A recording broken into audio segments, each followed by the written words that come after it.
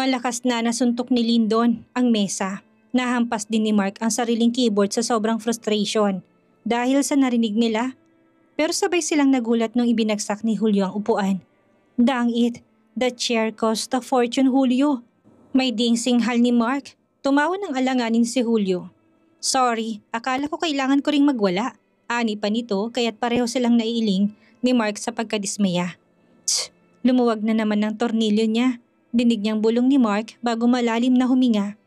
Anong ibig sabihin ng paghukay nila ng bangkay? Dagdag na tanong ni Mark sa kanya. Natahimik siya. Kumukuyom kamao niya. Nagagalit. Bakit pati bangkay ng ate ni Beth ay nadadamay?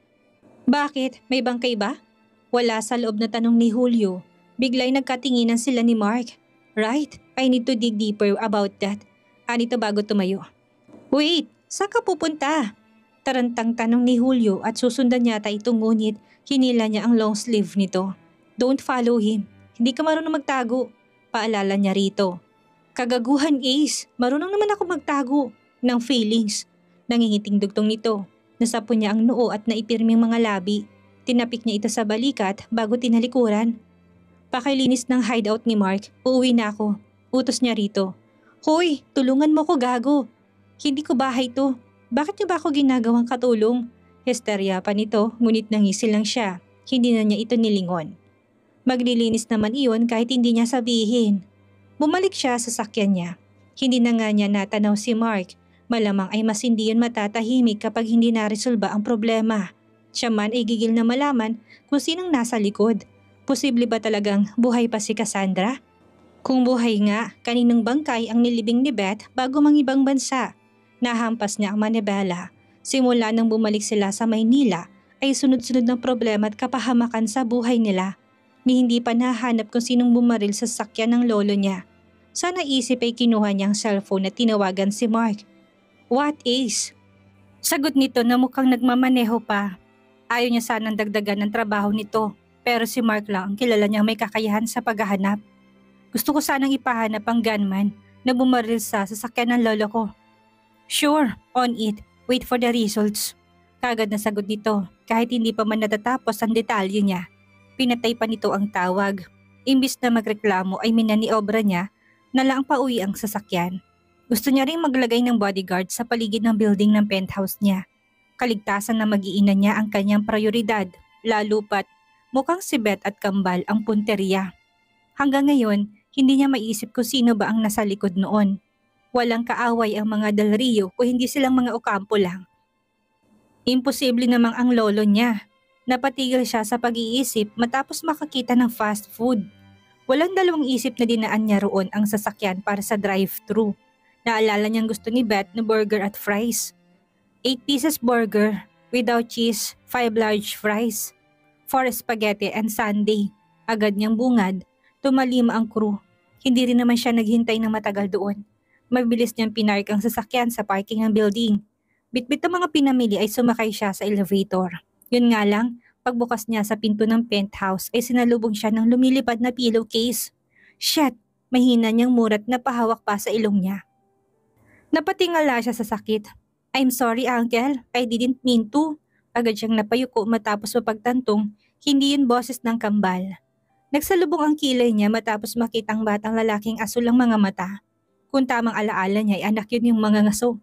Imbis na kausapin ng bata ay umikot ang tingin niya sa paligid. Nahuli niya nakatitig ang Kambal sa kanya, ngunit hindi siya makangiti. Hinahanap niya kung pati ba ang tatay ng batay nasa teritoryo niya. Daddy, Noel already said sorry. Biglang bigkas ni Siren. Napabuntong hininga siya bago hinarap ang bata pero hindi ngumiti. It's fine, go and play again. Utos niya rito na tumalima naman. Nilapag niya rin ang pinamili sa maliit na mesa sa sala dahilan upang maging masiglang mga bata. Namewang siya at muling inikot ang tingin sa paligid. Pero nagpanting ang tenga niya matapos marinig ang mga tawa ni Beth sa kusina. Nanliit ang mga mata niya. May iniisip pa nga siyang problema pero mukhang dadagdagan pa kapag nahuli niya itong kausap si mga ngaso. Beth! Medyo malakas niyang tawag dahilan upang matigil ito sa pagtawa. Paglapit niya ay nakataas ang kilay nito sa kanya. Agad na lumipad ang tingin niya sa kausap nito at halos mahiya siya matapos matantong si Manang Lupi lang yun. Bakit? Nagagalit ka dyan? Si Noel ba? Konklusyon nito kaya tumigting ang panga niya. Uuwi rin siya mamaya. Na-miss niya ang kambal kaya siya nagpahatid dito. I bought burger and fries. List niya sa usapan. Natigilan ito't napakurap. Talaga? Napangisi siya matapos makitang napalunok to. Nasa sala. Call me if there's any problem here. Aakyat lang ako. Paalam niya rito. Mabuti na yung nasalo niya ang galit nito. Iiwas na siya para naman hindi na ito lalong magalit. Ginugol niya ang oras sa itaas at sinubukang magtapos ng trabaho. Para sakaling hindi siya makapunta sa opisina ay hindi siya matambakan. Lalo na ngayon. Kumain ka na. Umuwi na rin si Noel. Nakatulog na rin ang kambal. Mahinang usal ni Beth matapos nitong pumasok sa kwarto at bagong ligo na. Nanguntang noon niya. Hindi niya namalayang gabi na. Sino sumundo sa kanya? Malamig niyang tanong. Kanino, kay Noel? Si Mangaso ba? May diing tanong niya rito. Nag-angat siya ng tingin at tinitigan ito. Nagdadalawang isip siya kung sasabihin ba rito ang nalaman nila kanina. Tsak na magagalit kapag nalamang hinukay ang bangkay ni Cassandra. May pangalan ng tao, Lindon. Noel. Mabagal na bigkas pa nito sa pangalan. Bago humiga sa kamat, hinila pa itaas ang kumot sa katawan nito. Isa pa, yung bagong nani yata ni Noel ang sumundo. Hindi ko naman nakausap. Whatever his name, I don't want to hear that coming from your precious mouth, Beth. Dinig niyang umismi dito. Hindi na selos yan, Lindon. Paraning ka lang. Pangaasar nito. Naningkit ang mga mata niya, hindi ba siya dapat maparaning sa sitwasyon nila ngayon? Itulog mo na lang yan. Dagdag pa nito kaya't nabasandal siya sa upuan at tinitigan nitong nakahiga sa kama. Nasuklay niyang buhok, parang nainis siya na paraning ang tawag nito sa kanya. You're calling me praning after I bought burger and fries for you? Kunwaring sumbat niya bago tumayot hinubad ang suot na damit mula sa kanyang likod. Hindi naman to nakatingin sa kanya kaya't nakangisi siya. Sinusumbatan mo ba ako? Hindi ko naman pinabili yon. Kusa mong binili yon. Inis na sagot nito. Kiniling niya ulo tumakbang sa paanan ng kama. Iyakap-yakap na nito ang unan at nakapikit na, pero alam niyang gising pa ito. Matalas pa kasi ang dila. Sa susunod, huwag mo na akong ibibili kung isusumbat mo rin naman. Talakpan nito. Umangat ang gilid ng labi niya. Hindi niya alam kung saan nanggagaling ang energy nito magsalita, pero gusto niya ubusin yon. Bakit kasi dito ka patitira? Bulong-bulong pa nito kaya't walang alinlangan siyang sumuot sa ilalim ng kumot nito. Dinig niya napasinghap ito. Nung paghiwalayin niya mga hita nito't hanapin ng kamay niya ang garter ng underwear nito. Umalis ka nga dyan, Lindon. Protesta pa nito na hindi niya pinakinggan. Let's bring the kids to the office. Imporma ni Lindon sa kanya na bagong paligon at nag-aayos na rin ang necktie nito. Muling humikab si Beth at kinipkip ang kumot sa katawan niya kahit pasuot naman niya ang malaking t-shirt ni Lindon. Inaantok pa siya at tamad bumangon. Parang ayaw niya ring magtrabaho. Mauna ka na. Susunod na lang kami. Inaantok niyang sagot. Ramdam niyang lumundo ang kama at halos mapamulat siya ng mga mata nung buhatin siya nito. Ibaba mo nga ako, inaantok pa ako. Protesta niya. Umangat ang gilid ng labi nito bago binuksan ang banyo. Gigisingin kita. Hindi na, gising na ako. Ani at kagad bago nagpumilit na bumaba kahit marahan siya nitong binitawan. Namula ang mga pisngi niya noong makitang sumandal pa ito. Sa sink at balak pa yata siyang panooring maligo. Labas o kampo, madiing bulong niya. I should watch you. Baka makatulog ka ulit. Rason nito. Kinulot niya ang noo. Hinarap ito tinulak sa braso. Labas na! Muling ulit niya na halos mapaos. Ang kasi dumakwang pa ito at sinilip ang mukha niya. Is it that a bedroom voice o napaos ka lang kakaungol kagabi? Natigilan ito noong tingnan niya ng masama. Napatikim ito tumayo ng maayos. Lumabas ka na, Lindon. Gisingin mo yung kambal. Madiing utos niya rito. Kiniling itong ulo. Kanina pa sila gising. Ikaw na lang hindi nakaayos. Namilog ang mga mata niya. Ganon siya kaantok. Baka mataas na rin ang araw sa labas. Mabuti na lang at lumabas ito. Wala siyang sinayang na oras at kagad siyang nag-ayos. Pagbaba niya ay nasa sala ng mag-aama niya. Maliit siyang napangiti. Masarap talaga sa pakiramdam na tawagin silang mag-aama. Si Lindon lang naman kasi ang problema. Pinipilit pang kunin ang mga anak niya gayong pwede naman silang magsama-sama. Mommy, you look blooming! Puna ni Siren kaya napahawak siya sa pisngi niya. Kulang na nga siya sa tulog. Blooming pa rin. Hindi lang si Siren na nagsabi sa kanya noon kung hindi pati si Marie. Akala pa naman niya natutulala ito sa kambal na hawak ni Lindon. Ngunit sa kanya pala, "Ma'am Beth, anong sabon mo? Bakit blooming ka ngayon?" Wala sa loob na tanong nito. Nag-init muli ang mga pisngi niya lalo na noong malakas na tumikim si Lyndon. "That's my effect," dinig niyang bulong nito bago giniya ang kambal papasok sa opisina nito. "Daddy, your office is huge," ani pa ni Sander. "I want to work here too," segunda naman ni Siren. "Soon may twins, sa inyo lahat ito." Sagot naman ni Lyndon na kinailing niya. "Tsk, ang yabang ng amo mo, Marie," ani niya sa sekretarya na nakangisi sa kanya. "Ay, nagkabalikan na kayo?" tanong pa nito. Nangunot ang noo niya. "Hindi pa, yata. Ewan ko dyan, ang gulo kausap. Ngayon okay, tapos mamaya hindi na naman. Mabait tapos galit. Hindi niya mapigil ang litanya. Mga lalaki talaga. Parang si Blake lang." Bulong nito na narinig niya kaya't naningkit ang mga mata niya. "Kayo na ni Blake?" Namilog ang mga mata nito't muntikan pang matumba. Napaiwas ito ng tingin bago binuksan ang drawer ng mesa nito. "Binanggit ko po ba ang pangalan niya? Hindi po siyang sinasabi ko," tanggi nito. "Nga pala Ma'am Beth, hetong cellphone hindi ko na ipa-deliver kahapon." Liis nito sa usapan, nilapag pang paper bag na may laman yatang cellphone. Napakurap siya matapos matantong latest model yon mula sa sikat na international brand. Parang ayaw niyang kunin pero gumalaw pa rin ang kamay niya para kunin ang paper bag. "Salamat Marie," aniya bago pumasok sa loob ng opisina ni Lyndon. Ibabalik niya na lang sana ang cellphone. Alam niyang mahal yun at kahit dati siyang mayaman ay hindi siya komportableng gumamit noon. Mas gusto niya ang model ng cellphone na sinira nito. Napasandal siya sa mesa nito matapos makitang may kausap ito sa cellphone. Nakatalikod dito sa kanya. Nakapamulsang nakasandal sa gilid ng swivel chair.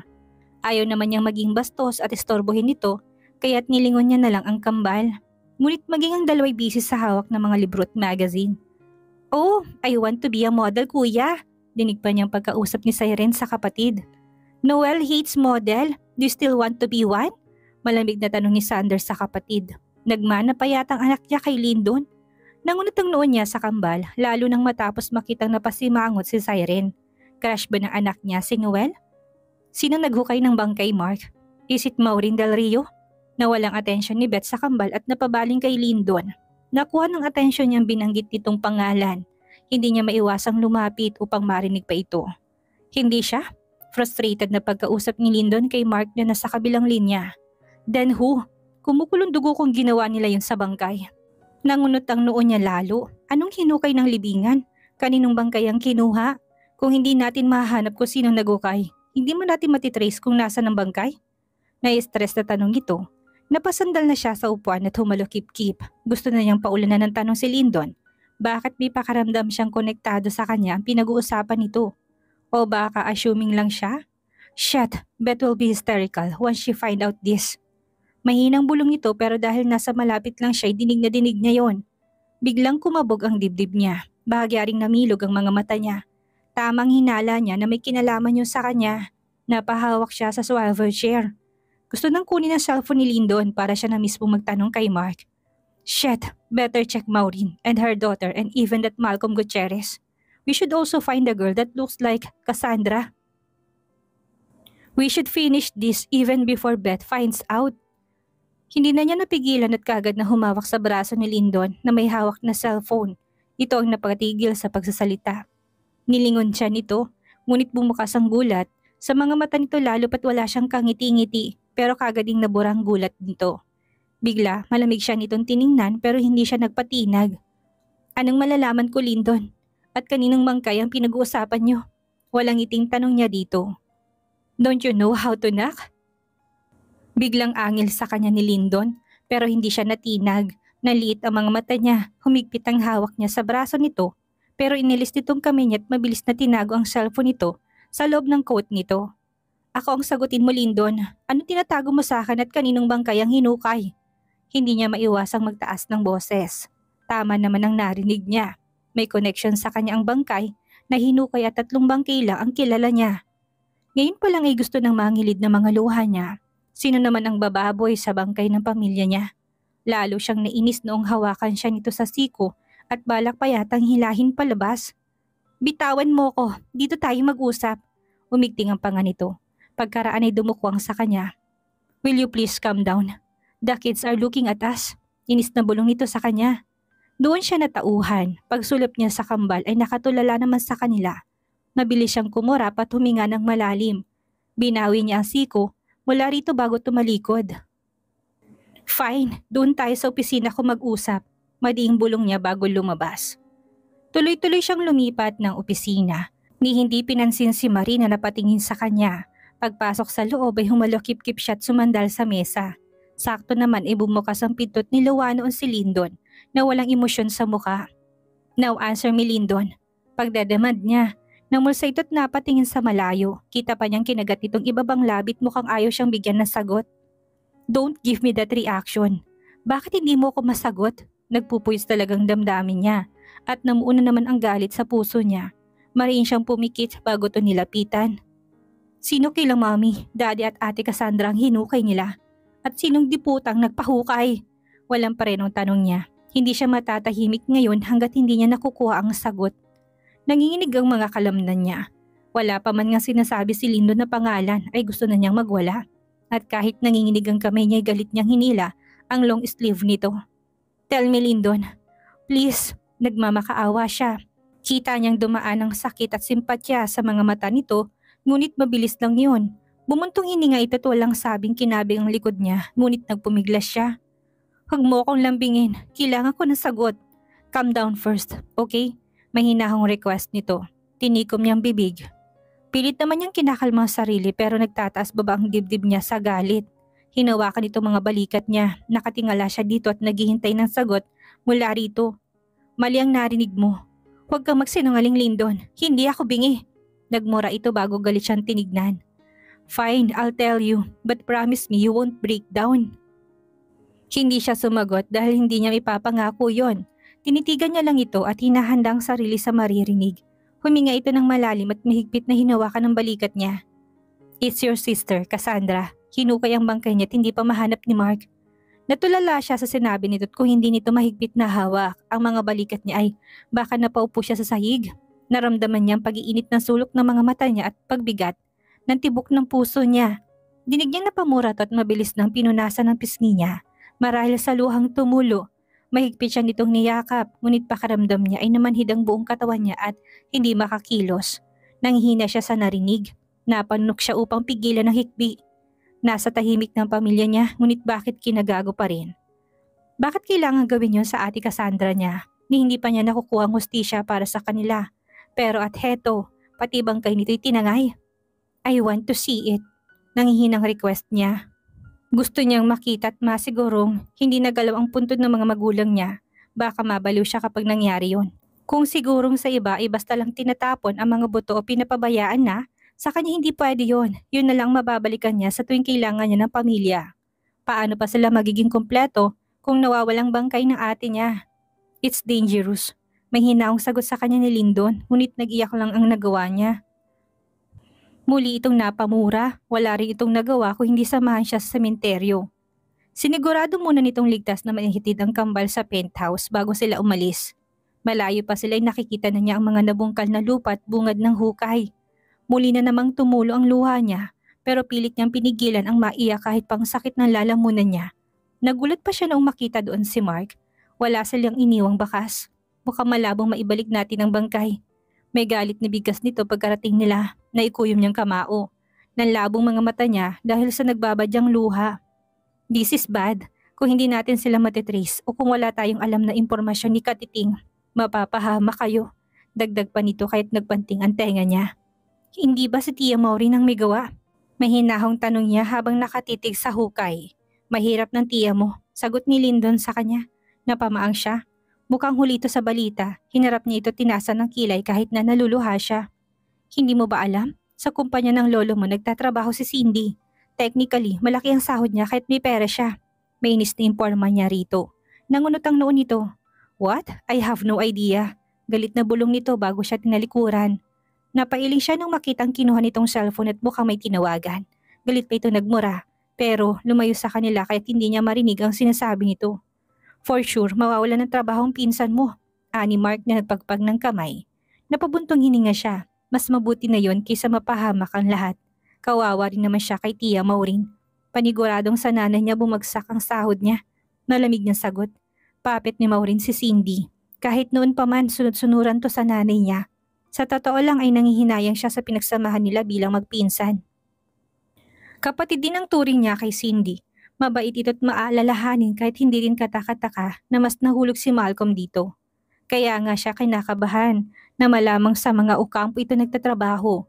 Alam niyo po pwede ring mahulog dito si Lyndon kung gugustuhin nito na ikuyom niyang kamao. Kahit na nag-aaway sila ni Lyndon ay hindi niya gugustuhin mawala ng ama ang mga anak niya. Mabilis niyang pinunasan ng mga luha noong bumalik si Lyndon, hindi siya makangiti. I fired her. Si Sheila ang nag-hire sa kanya, I'm sorry. Bulong nito na ikinatangulang niya, nagaya din naman itong umuwi pagkatapos noon. Ayaw pa nga niya dahil talagang nalalambot siya sa sinapit ng bangkay ng ate niya, pero hindi rin siya pwedeng magtagal doon. Imbis na sa opisina hinitid siya ni Lyndon sa penthouse. Eto na lang ang bumalik sa opisina. Mommy, I'm bored. Hindi po kami pwedeng pumasok bukas. Si Noel nag-school na siya sa bagong school. Malungkot na kwento sa kanya ni Siren. Gusto mo lang siyang makita. Pang-aasar ni Sanders sa kapatid. Inangilan to ni Siren at nagbangayan pandalawa. Imbis na mainis siya ay natatawa pa siya. Lumalaki na nga ang mga anak niya. Tinatak niya sa isip na sasabihin na kay Lyndon na papasok ng kambal bukas. Kaya naman, nung dumating ito'y kaga niya itong sinundan sa kwarto. Nagtatanggal na ito ng necktie nung maabutan niya. Lyndon, gusto ko sanang pumasok na bukas ang kambal. Agad niyang paalam. Natigilan ito pero nung humarap sa kanya, seryosong mukha nito. Mabigat tong huminga. As much as I want to, but the answer is no bet. Hindi pa pwede, and I'm afraid, hindi muna sila papasok sa eskwela ngayong taon. We need to prioritize their safety. Umawang ang mga labi niya ngunit hindi yun nagustuhan. What? Hindi mo sila pag-aaralin ngayong taon? Seriously, Lyndon? Akala ko ba safe ang school na kinuha mo? Umungol ito na tila ba ayaw siyang pakinggan. Nagmarcha pa to palabas kaya't sinundan niya. It's safe, but still a no. Mas magandang dito na muna sila sa bahay. Pati ikaw, stay here until we're done investigating. May otoridad nitong bigkas. Mabilis tong bumaba sa hagdan kaya't binilisan niya ang pagbaba. Hiningal pa siya pero kagad niya hinila ang braso nito't matapang na hinarap. Ano? Ikukulong mo kami dito? Hindi mo kami preso. Mahina siyang napadaing matapos maramdaman ang kirot ng puso niya. Humawang ang mga labi niya sa sakit at napahawak sa braso ni Lyndon. Tarantan itong hinawakan ng bewang niya. What is wrong? May kabang tanong nito ngunit hindi siya makasagot. Bumigat ang paghinga niya matapos sumigit ang sakit at umikot pa sa balakang niya. Pakaramdam niya ay may pinupunit sa loob ng puso niya. Speak, Beth! Sigaw pa ni Lyndon ngunit napahawak lang siya sa kanyang puson dahil sa sakit.